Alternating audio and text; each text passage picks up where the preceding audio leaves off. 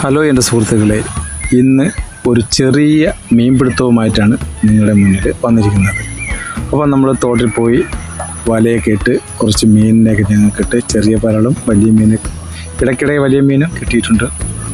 അതെല്ലാം കൂടെ കൊണ്ടുവന്ന് കൂട്ടുകാർ ഞങ്ങളെല്ലാം കൂടെ ചേർന്ന് ഒരു ചെറിയ ഒരു കറിവെപ്പിൻ്റെ തുടക്കമാണിത്.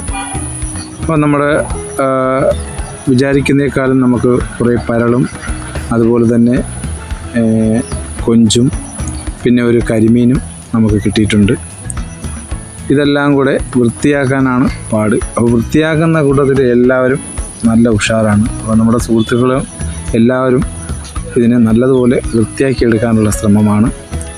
അതെടുത്ത് കഴിഞ്ഞിട്ടാണ് ഇത് കുറച്ചെടുത്ത് കറി വയ്ക്കണം, ബാക്കിയെല്ലാം ഫ്രൈ ആക്കണം എന്നുള്ളൊരു ഉദ്ദേശം മാത്രമാണ് നമുക്ക്. പിന്നെ കൂടെ കഴിക്കാൻ കപ്പയൊന്നും കിട്ടിയില്ല. രാത്രി ആയതുകൊണ്ട് തന്നെ കപ്പ മേടിക്കാനൊന്നും കഴിഞ്ഞില്ല. അതുകൊണ്ട് നമ്മൾ ചോറ് വെച്ച് തന്നെ അഡ്ജസ്റ്റ് ചെയ്യുകയാണ്. അപ്പോൾ രാത്രി ഒരു 7 മണി തൊട്ട് തുടങ്ങി നമ്മളൊരു 9 മണിയായപ്പോഴത്തേക്ക് നമ്മൾ അരിപ്പ്, അതായത് വല കൊണ്ടുള്ള അരിപ്പ് നമ്മൾ നിർത്തി. അപ്പോൾ അങ്ങനെ കിട്ടിയ കുറേ മീനുകളാണിത്. പിന്നെ കുറച്ച് ചോറും അതിൻ്റെ കൂടെ ഒരു മീൻകറിയും, അതായത് തോട്ടുമീനും പിന്നെ ഇടയ്ക്കിടെ കുറേ കൊഞ്ചുകളും, ഇതെല്ലാം കൂടെ ഇട്ട് മൊത്തത്തിലൊരു സെറ്റ്